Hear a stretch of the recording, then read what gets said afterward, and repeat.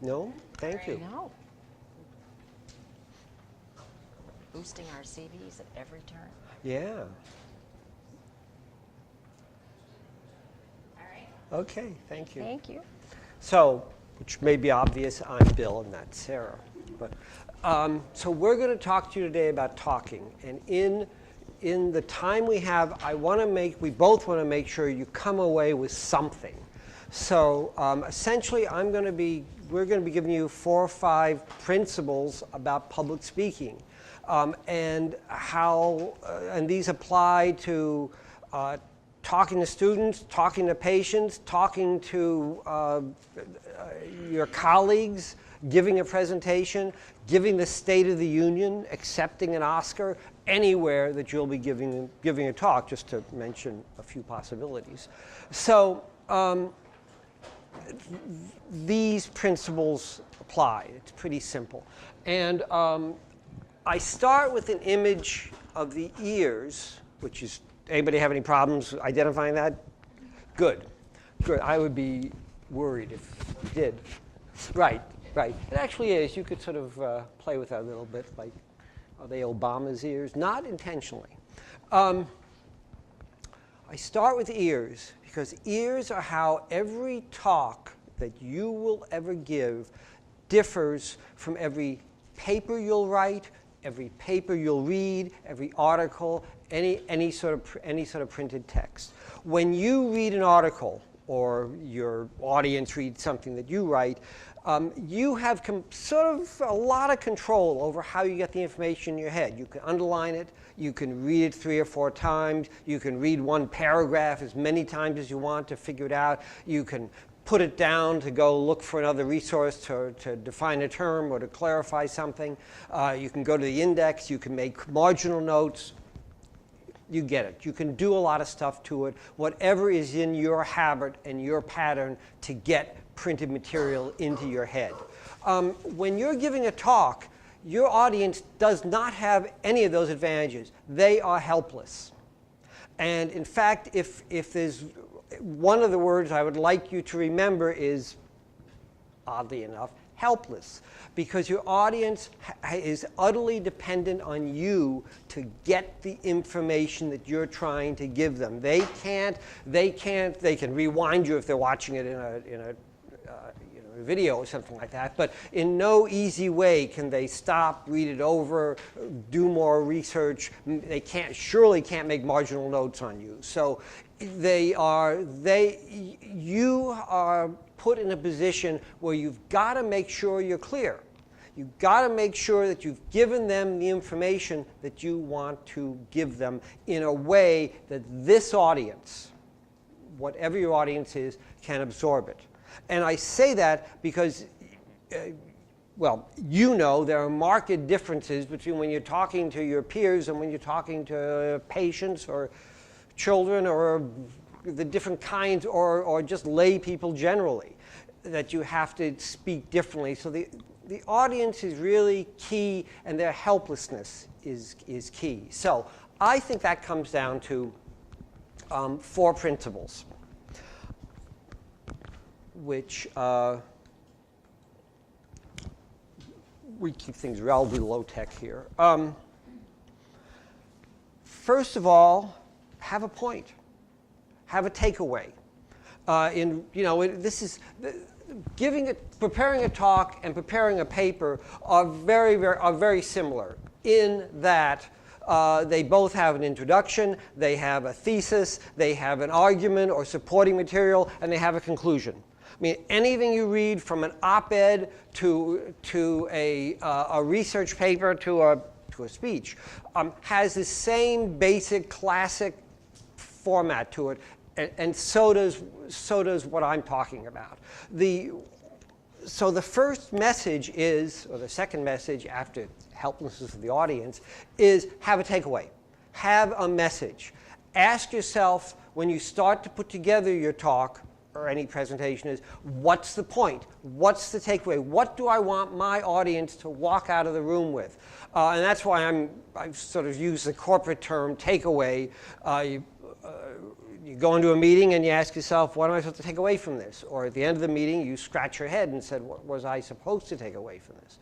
You want your audience to walk out of the room different, to have learned something, to feel something different, to have insight into something, to know something different. Whatever that is, that's your takeaway, and that's what you have to know when you begin your talk. Now, the truth of the matter is you won't know it when you begin your talk, or you may not know it. But as you work on it and you do research and you outline it and you refine the outline and you distill it into something essential over a period of time so by the time you give it, you'll know exactly what your takeaway is, and you can ask yourself that question when you wake up in the morning, what's the takeaway? And you'll know. So have a takeaway. That's point one. Because you are talking to an audience, you've got to keep your language simple and clear, not be complex, not have really, as a general rule, not have long, complex sentences that people are going to have a hard time taking in. Recognize that they're listening to your words and they need something that they can grab. And as to the vocabulary, this may be obvious that you are going to talk to a specialist, a peer, somebody who's in the same club as you in a much different way than you will explain that same information to an outsider, to a child, to a lay audience, to a patient, to whoever it might be. And you've got to be cognizant. All of us go through life. There's a great phrase that Sarah picked up and shared with me some time ago about the curse of knowledge, that we often know so much we don't think that the person we're talking to doesn't know something. It's just like being a parent and you discover all these things your child doesn't know just in the normal course of things. The same way in a talk, you've got to ask yourself, what don't they know? Is this language that they're going to understand? So when I say keep it simple relative to the audience that you're talking to. So even if you're talking to your peers, you don't want to have long, complicated sentences. If you're introducing new terms, you want to be clear about them, define them in ways and examples so people can understand. And to go to the third rule here, you want to repeat yourself. Because we're talking to ears, we don't take it in immediately. So repeat it doesn't mean say it 2 or 3 times and then walk away. It means keep working that concept, that idea, maybe using analogies, maybe using synonyms, in some way to keep working it in so people understand this. There's another reason for that. When you read anything, you have a visual map in front of you. You have the pages. They have page numbers on them, they have paragraphs, they have subheads, they have capital letters, they have italics, they have bold, they have chapter headings. You have all these visual clues that tell you where you are and where you're going and how much of this you still have to get through. Your audience doesn't have any of that. From their perspective, from your perspective right now, you're just getting this big sort of tidal wave of words coming at you, and it is my job and your job as a speaker to make sure the important stuff pops out. So you may say your main point or the theory or the hypothesis or whatever that is the cornerstone of your paper, but it may just come across as in this sea of words unless you have, by the words you use, by the way you change your voice, by the way you repeat it, it stands out from this undifferentiated sea of words. So keep it simple. I'm repeating myself. Repetition is good because we don't take things in the first time. And the last rule is be prepared, which is sort of duh, but it means something a little different than, well, frankly, what it means is you don't want to make a fool of yourself. And the only way not to make a fool of yourself and not to be embarrassed and not to be kicking yourself for the next 3 days of what a terrible job you did. Oh, you'll do that anyway, probably, but you'll have less justification for it if you have practiced and prepared. And the preparation does not necessarily mean standing up before a mirror, though Sarah may suggest that, but just the working on it, the thinking about it, the living with it. You become more expert on it, and you've been able to distill it down to something that you know, that you own. Also, if you're prepared, you're not nervous. Because if you're nervous and you act like you don't have your act together, that is going to be the takeaway. She didn't have her act together. She didn't know her stuff. She was stumbling. She didn't know what her next point was. So that sort of just blows the whole point of you giving a talk. So that's that. Now, we'd like to, we've used a clip of President Obama for a while because whatever you think of him, he talks pretty good. And this is, and this is just a good sort of clip of his being Obama. And I did find a place where he wasn't sort of looking like he was falling asleep with a big smile. That's great. You know, what minute is that at? That's 3:46. I have to remember that. This is so we want you to hear this because this little clip, a minute and a half or so, we're going to watch it twice. I'm going to ask you, first time through, what's his takeaway? You'll get that. It's very clear. Then Sarah will ask you to pay attention to other things that help him to deliver the takeaway. This is a talk that he gave, actually, his first year in office, at a high school in Northern Virginia at September, beginning of the school year, about the upcoming school year. We do a lot of talking before students, so in one sense, the subject fit. On the other hand, he just really, he nails things and makes it really clear. And so pedagogically, it serves our purposes. So this is a speech in the beginning of the school year, and we're going to pick it up after he's thanked the principal, superintendent, whoever he was thanked, and he's sort of getting into his talk, but he has to solve a problem that you all have anytime you give a more formal talk or even an informal one. You have to define yourself to the audience. You have to define yourself so you can make a connection with them, or more important, they can make a connection with you. He has a choice of standing up there as commander-in-chief and being austere and distant and cold and intimidating if he wanted to, but he chooses not. He chooses to say to them, I'm a lot like you. I know how you're feeling at the beginning of the school year. I've been there. So he puts himself on the same level as them, rather than as some austere on the mountaintop. So we're going to open with his work or with the move he makes to make that connection, talking about his adolescence. And then he will transition into a very clear statement of what his topic is and what his thesis is. And that's what I want you to see. And let's see where things are here. Okay. And no matter what grade you're in, some of you are probably wishing it was still summer, and you could have stayed in bed just a little bit longer this morning. I know that feeling. When I was young, my family lived overseas. I lived in Indonesia for a few years. And my mother, she didn't have the money to send me where all the American kids went to school.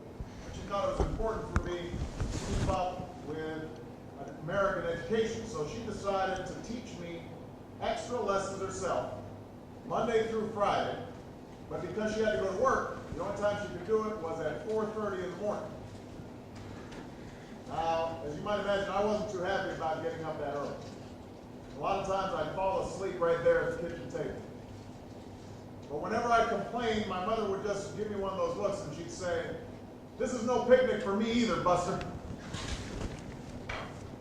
So I know that some of you are still adjusting to being back at school, but I'm here today because I have something important to discuss with you. This is his switch. I'm here because I want to talk with you about your education and what's expected of all of you in this new school year. I've given a lot of speeches about education, and I've talked about responsibility a lot. I've talked about teachers' responsibility for inspiring students and pushing you to learn. I've talked about your parents' responsibility for making sure you stay on track and you get your homework done. Don't spend every waking hour in front of the TV or with the Xbox. I've talked a lot about your government's responsibility for setting high standards and supporting teachers and principals and turning around schools that aren't working, where students aren't getting the opportunities that they deserve. But at the end of the day, we can have the most dedicated teachers, the most supportive parents, the best schools in the world, and none of it will make a difference. None of it will matter unless all of you fulfill your responsibilities. Unless you show up to those schools, unless you pay attention to those teachers, unless you listen to your parents and grandparents and other adults, and put in the hard work it takes to succeed. That's what I want to focus on today. The responsibility each of you has for your education. Okay, what's his takeaway?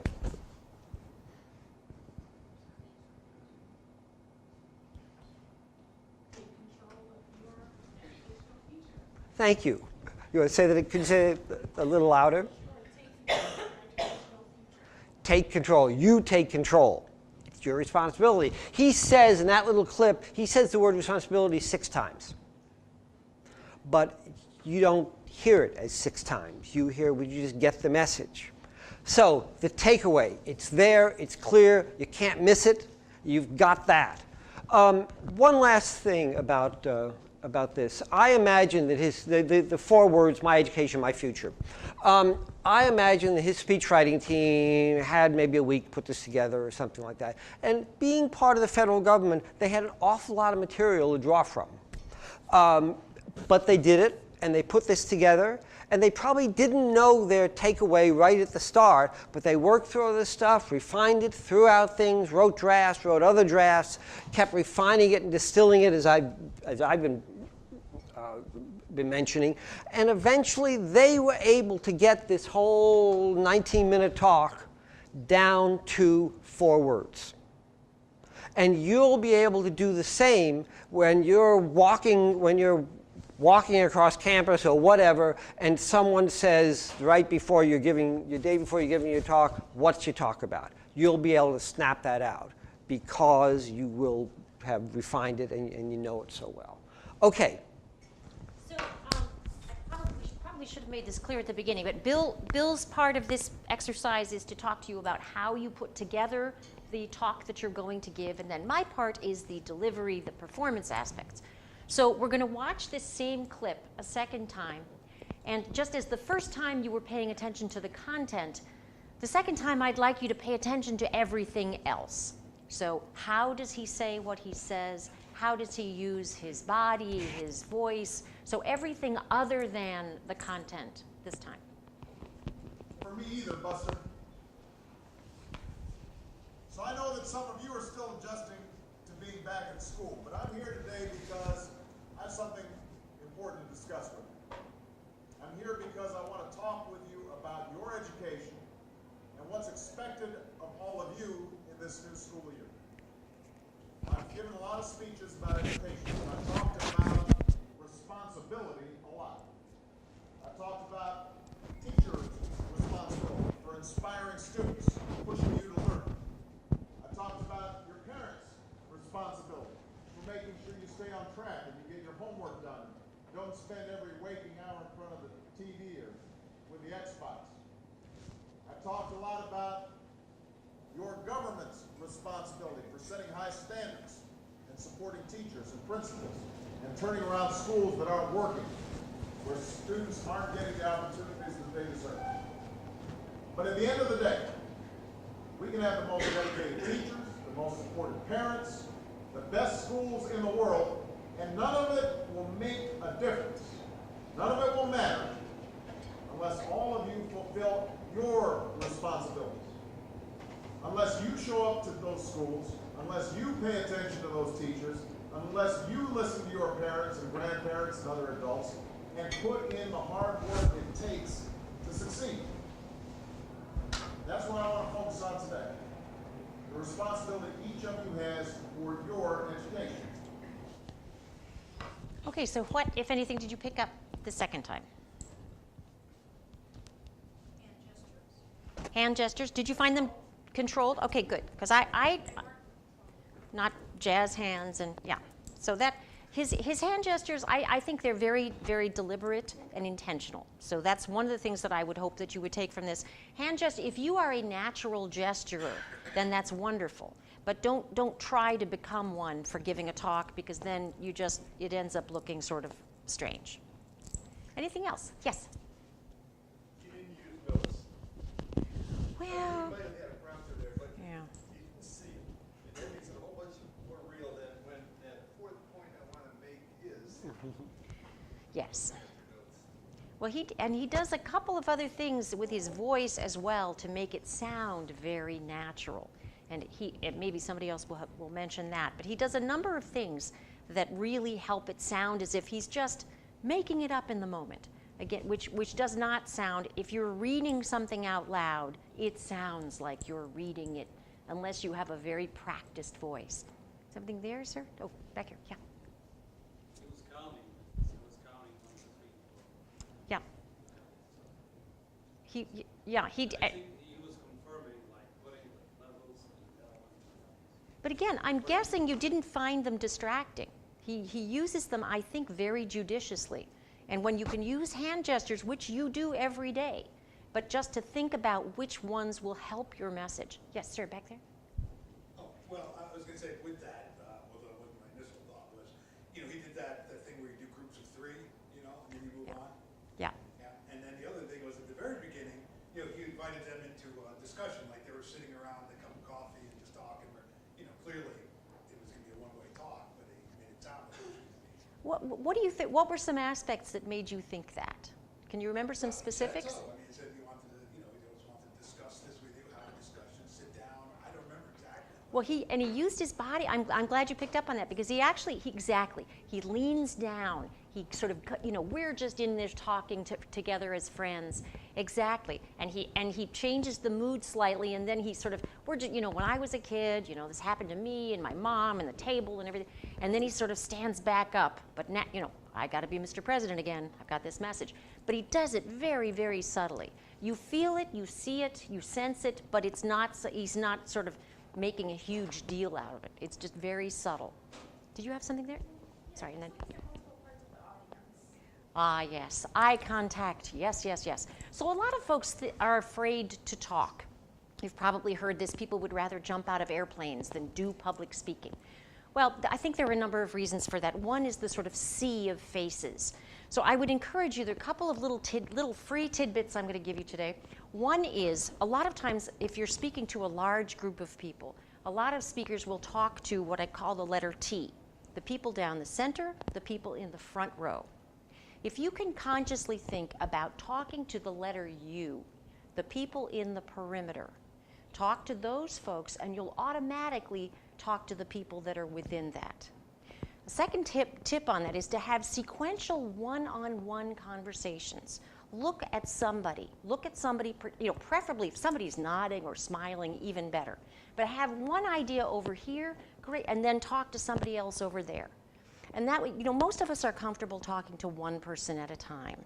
But if you, as opposed to the sort of, I know I've got to make eye contact, I'm going to do this lawn sprinkler thing where I go back and forth this way. That's very robotic, and your audience will feel it. You had. Yeah, so this is not body language or anything, but first of all, he didn't orate.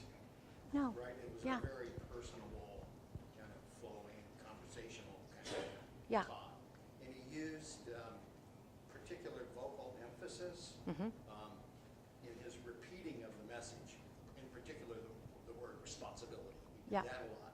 Yeah. And then when he was following up with that, talking about the student's responsibility, he repeated your responsibility, and so he used inflection with his voice Absolutely. And I just had a deja vu for whatever reason, in case anybody finds that interesting. It's very true. But the other thing is he does it very subtly. And he also, I find it very interesting because the president is left-handed. But in that whole bit that we watch, he's using his right hand. And then only at the very end, the responsibility each of you has for your education, he sort of brings out the power hand, which I find very interesting.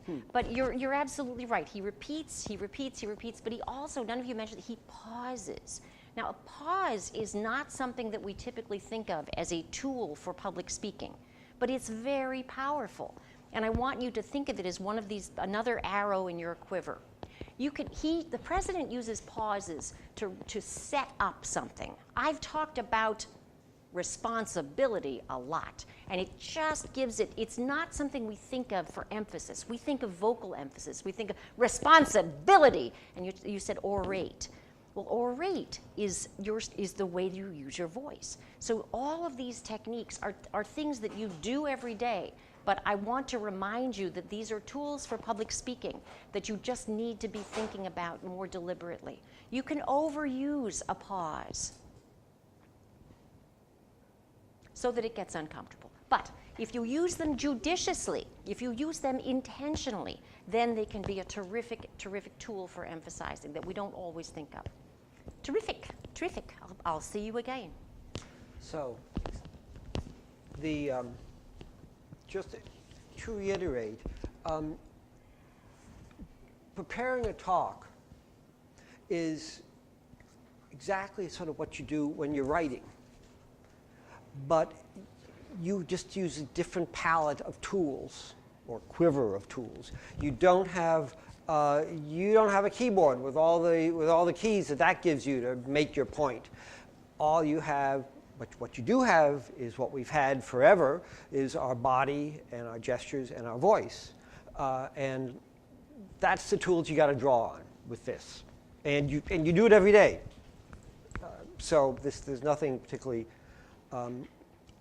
new about this. Okay, one last point about his little talk here. Can anybody read that?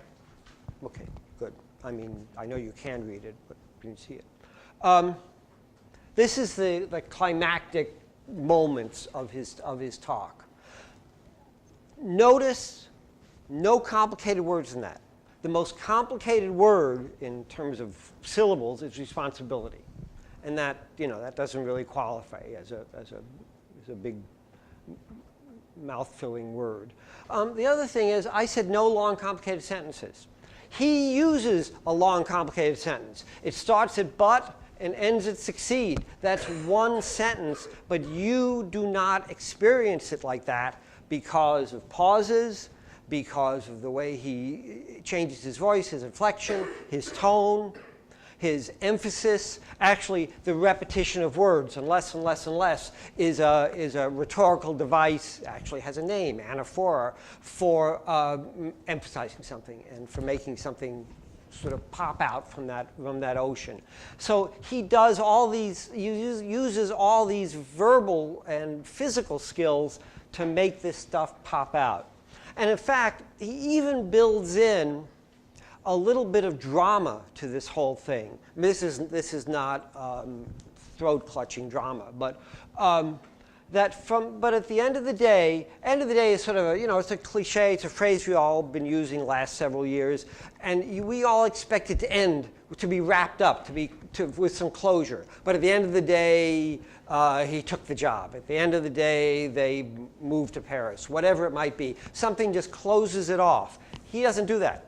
He keeps his audience hanging. But at the end of the day, we can have the most dedicated teachers, most supportive parents, and then he still doesn't finish it off. None of it will matter. And he repeats that. None of it will make a difference, or in reverse. And less and less and less. He sort of keeps building this tension, this little bit of tension. What's it going to be? How's he going to close that? How's he going to resolve that? And he resolved it, put in the hard work it takes to succeed. That sort of resolves it. But at the end of the day, You got to put in the hard work it takes to succeed, which in one sense, in one form, hammers his thesis or introduces his thesis, but it doesn't really just come out and sort of slam it at everybody.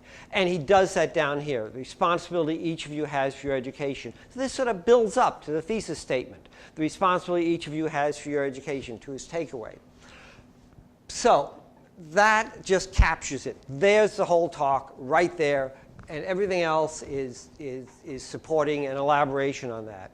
Okay, one last thing I want to mention about this phrase here, that's what I want to focus on today. In the wonderful world of public speaking, that's called a signpost, just like a signpost, like a street sign, because it serves the same purpose as a signpost. In this sea of words that you have to keep your audience on track, you need to give them oral signposts. That's what I want to focus on today, is another way of saying put the cameras down, pay attention, here comes the big point. But he says it more eloquently than that. But you're used to speakers giving you signposts. I'm going to talk about 3 things today.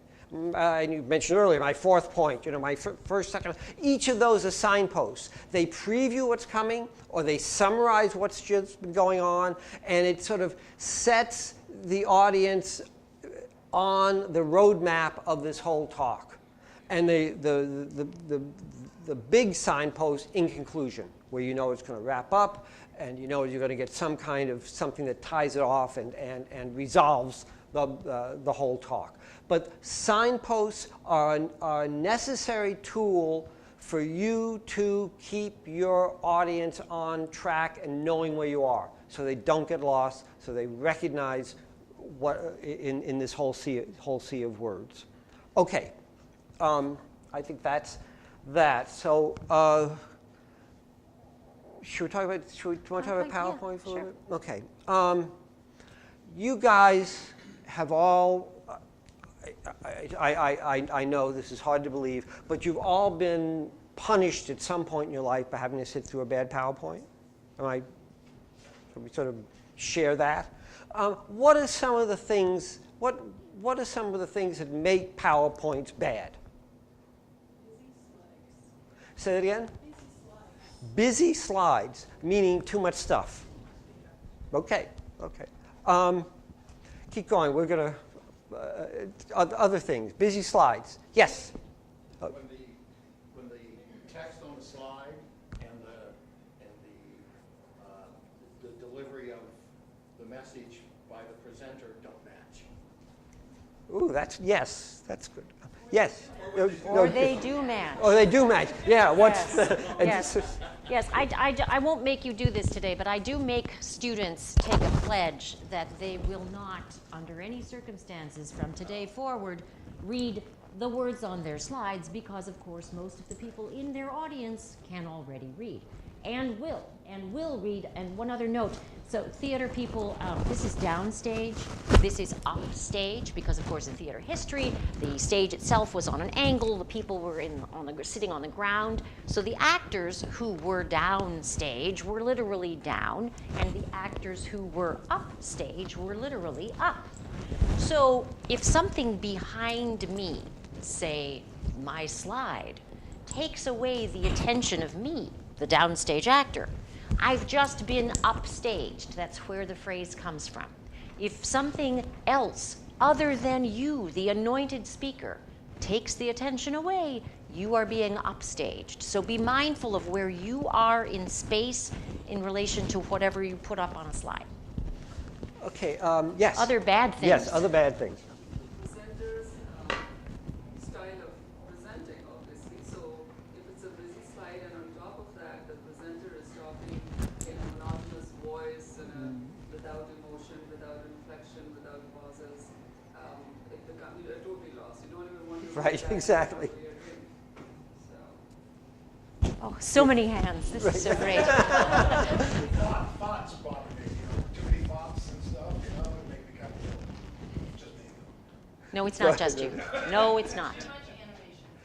Right. Where it just that's Flying. the thing with PowerPoint. It can just be so seductive that with yes. Distracting or Yes, in fact, that I've was a been good trying cue, to decide thank you. how to segue bring to this this, in? but Color contrast. you may love yellow, but it doesn't help your audience get the point. So avoid yellow on yellow, for instance. There were some Make more- sure there's a good. I mean, you may think that's silly, but it is a speaker not paying attention to what her audience needs. Two other tiny notes about that. One is that there can sometimes be a large number of folks in your audience who are colorblind. So be mindful of the fact that whatever contrast you are using, you need to be mindful of the fact that some other folks may not see it. And also, the colors that you see on your little screen may not have anything to do with the colors that show up on that screen. So if you can, under any circumstances, for a variety of reasons, but try to get to the space where you're going to be presenting and put your slides actually up on the actual screen. Because it's being prepared. There's nothing worse than starting up and seeing it all sort of a mass of gray and having it look gorgeous right in front of you. Other bad things? Yeah. So maybe it's particularly difficult because I'm a video, but when you use pointers and they're wiggling and it's red. Oh, I'm a Sagittarius and it bothers me too.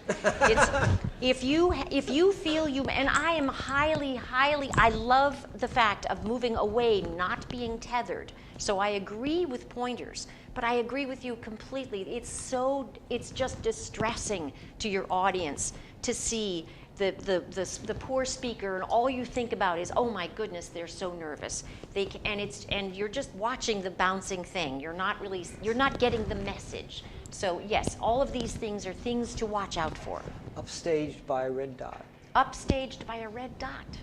Now, so there are about 40 of these slides. This is just from a research organization, a social science research organization downtown.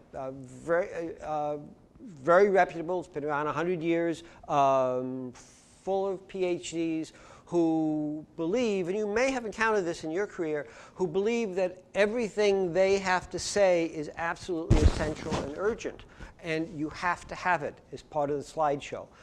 That's not true, because people are just going to miss it and fuzz out. So the busy slide problem, here it is. The bad colors, clearly they like blue, and that's nice. And it's different shades, and it's sort of patriotic, but you know, you have to put up with that. So. Is that one slide? No. This is 9 slides of 40. So there are more pages like this. And this actually was a slide presentation put together for a board of trustees for this research organization. The board of trustees are business people, lawyers, I think a couple of physicians, but they're not economists, and they're not social scientists. So their attention span for any of this is it's gone by the time you get to the second slide. So, you know. But so, and here is the worst slide we have ever encountered. This was from the front page of the Times, and that's why I stole it from. This is a real slide. It's the American battle plan for Afghanistan. It was prepared for General McChrystal, and, you know, I don't need to say anything because the slide speaks too much for itself. McChrystal's comment was, when we understand this slide, we will have won the war. I guess we still don't. Okay, I think that's essential. So with slides too, keep it simple. Just remember your audience and what are they going to take. There's a lot of stuff we could go into, but our time is short, so I just. And there's a lot of times folks ask me about, or ask us about doing a presentation for a conference. And a lot of you, there is a sort of a set protocol for the way you give conference talks, and I know that.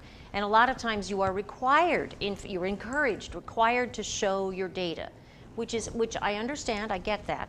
But you also need to be mindful of the fact that if there's an important part about some slide, some graph, you know that. You know automatically which piece of that slide to look at.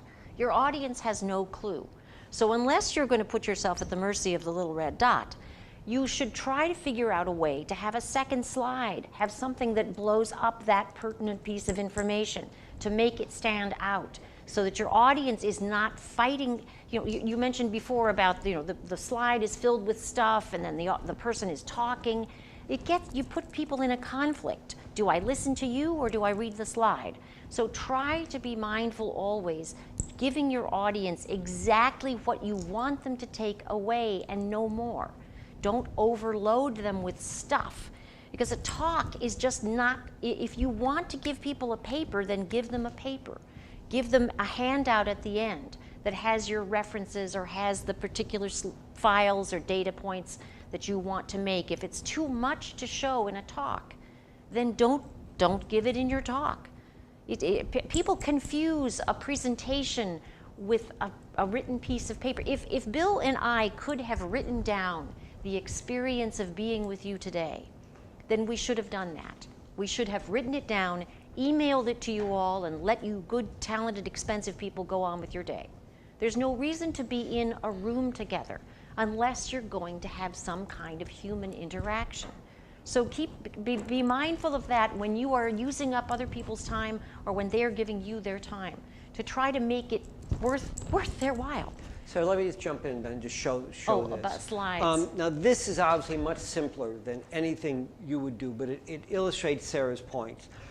This slide, you can grasp the meaning of this by either reading the headline or looking at the slide. They give you the same message. They don't conflict, and they're not fighting with anything else. If you do have, as most times you will have several different bars or numbers or whatever.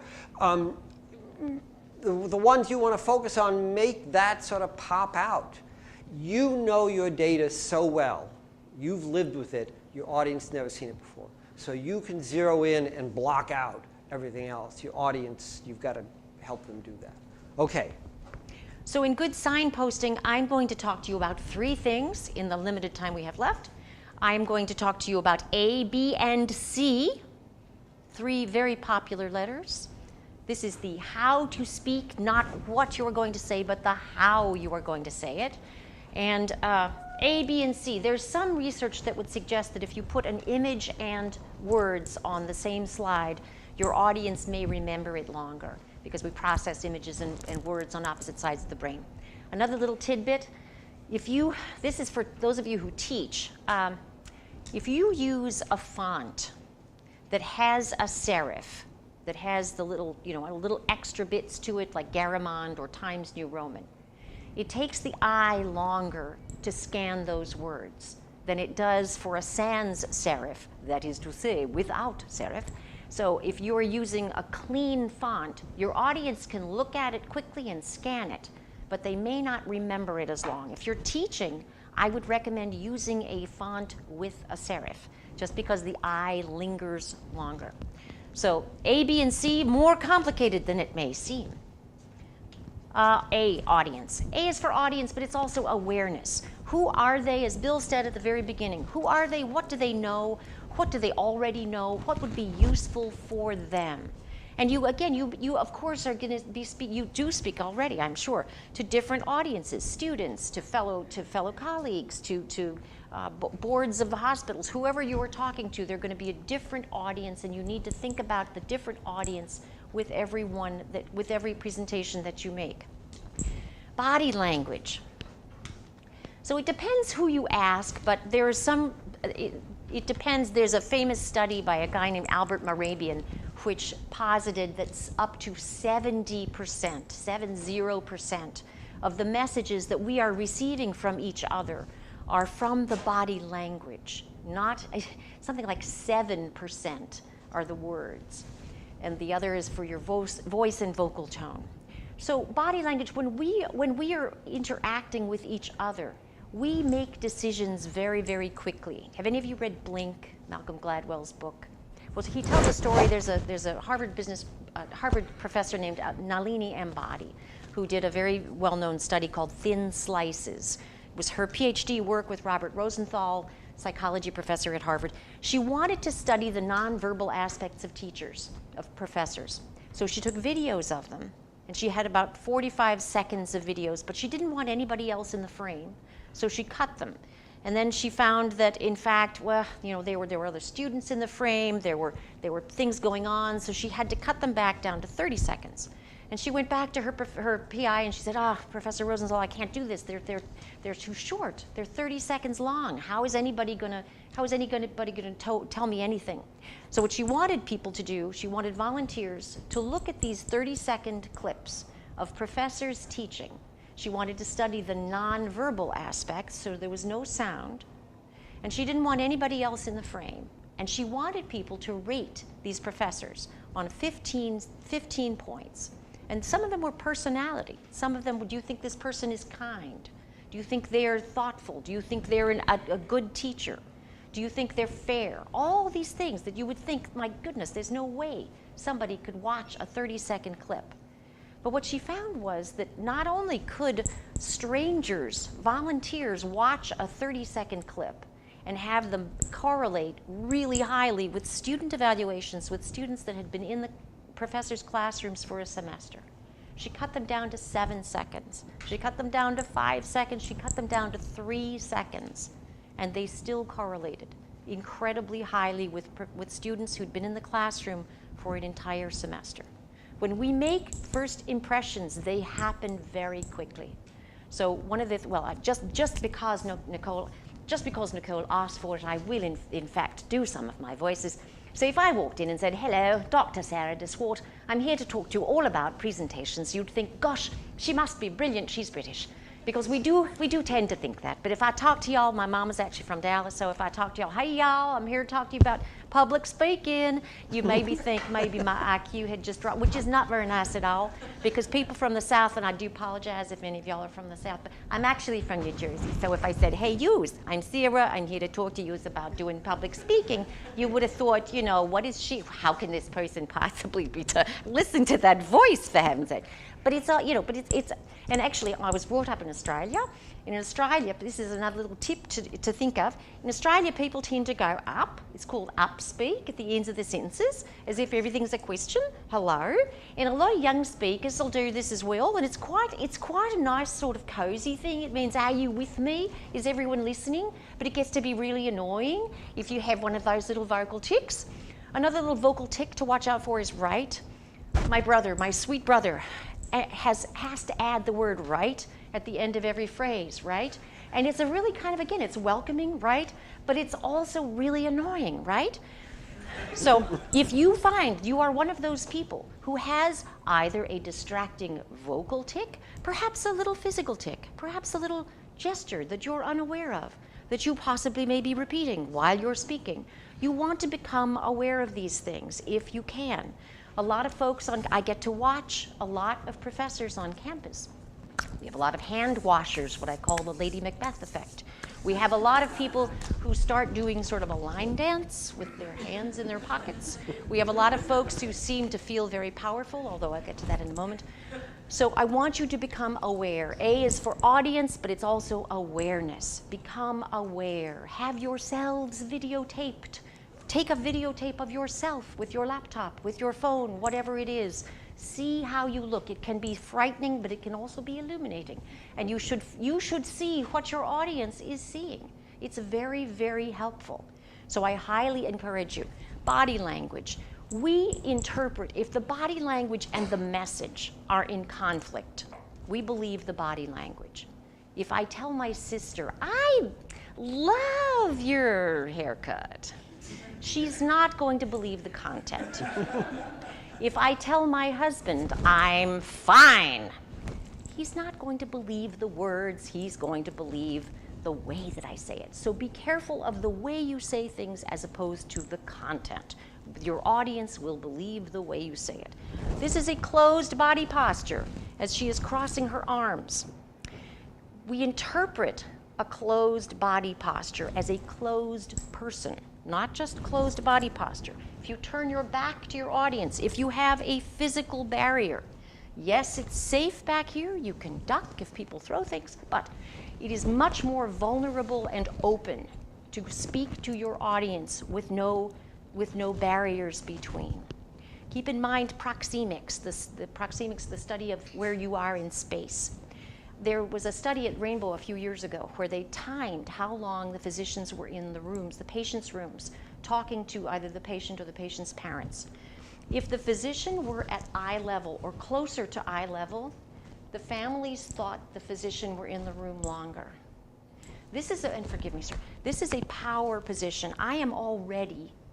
This is uncomfortable. So do not violate students, other people in your audience. Be mindful of the fact that in our culture, you need to be about at least a body width away, possibly two. So be mindful of where you are in space. The TED Talks. Yeah, I'm sure most of you have seen TED Talks. Have any of you seen Amy Cuddy's TED Talk? Yes? On the power pose? All right, so for those of you, this is the second most watched TED Talk of all time. Amy Cuddy, C-U-D-D-Y. She's a Harvard Business School professor. Her area of research is body language. She studies people who have a lot of power or who feel they have a lot of power. The Trumps of the world, the Oprahs of the world, they are not afraid to take up space. They're just not afraid to be bigger than life. They speak loudly, they physically take up more room. Whereas people who are not confident, people who feel less confident, tend to try to minimize themselves. Excuse me, sorry. They physically try to minimize themselves and disappear. What she had people do was hold a power pose, something along the lines of this: I own the universe. She had them hold that for 2 minutes. Now, 2 minutes is a long time. What she found was, they did cheek swabs. What she found was the volunteers who had held this pose for 2 minutes, the testosterone levels, both men and women, rose by as much as 30%. The cortisol levels, stress hormone, dropped by as much as 30%, 30. So I'm not lying about this. You can watch Amy Cuddy, Harvard Business School. If she's making those numbers up, I apologize. But it's been followed up, and this is real stuff. So all I can say is if you are nervous before you are giving a presentation of some kind, a conference perhaps, find yourselves a restroom, stand there for two minutes. I've had graduate students who come up to us and said, I tried it, it worked, it was great. I gave my lab report, it was just awesome. So, it can't hurt and it might do a lot of good. A is for audience and awareness. B is for body language. C is for connection. And this is, power. These are a little bit, body language. I showed this to some folks at the dental school, and one of the professors immediately said, well, he's protecting his genitals. Mr. Putin looking so happy. Again, all I can think of is the photographer who realized they had captured, this was a split second. Just a split second, and they shook hands. But for that split second, Mr. Putin does not look all that enthused. All right, the last thing I will leave you with is C for connection. And connection, I don't just mean connecting with your audience, although of course that is very important. I mean connecting with your material. If you are excited about something in your regular life, then you're going to sound excited. Your voice is going to speak. Your whole body is going to show it. Whereas if you're not excited about something, oh my God, shoot me. It will sound like that and your audience will read that. So find something that you connect with in your material. And now I've stunned you all to silence. Are there any questions? We are more than happy. We have run out of time, but we are more than happy to entertain any questions if there are any. And otherwise, thank you very much. Yes?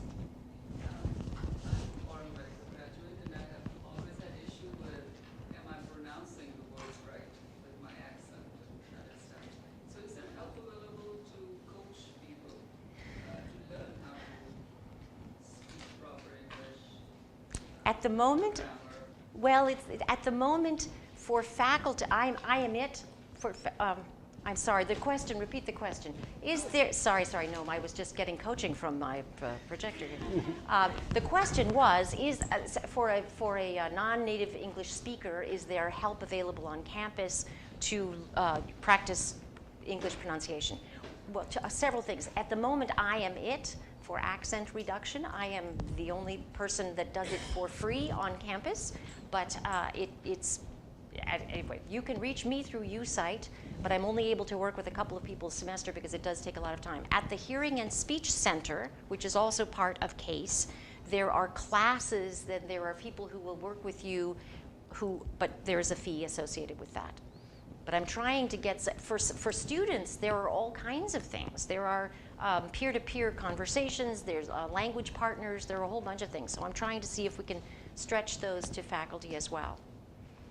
But another thing is just to have a colleague watch you or listen to you and ask, are there any words that you think I am not pronouncing? It's usually my kids. Exactly. Exactly. What are kids for? More critical audience than They're probably much more critical than any audience you will ever speak to. Yes. Any other questions? Well, thank you very much.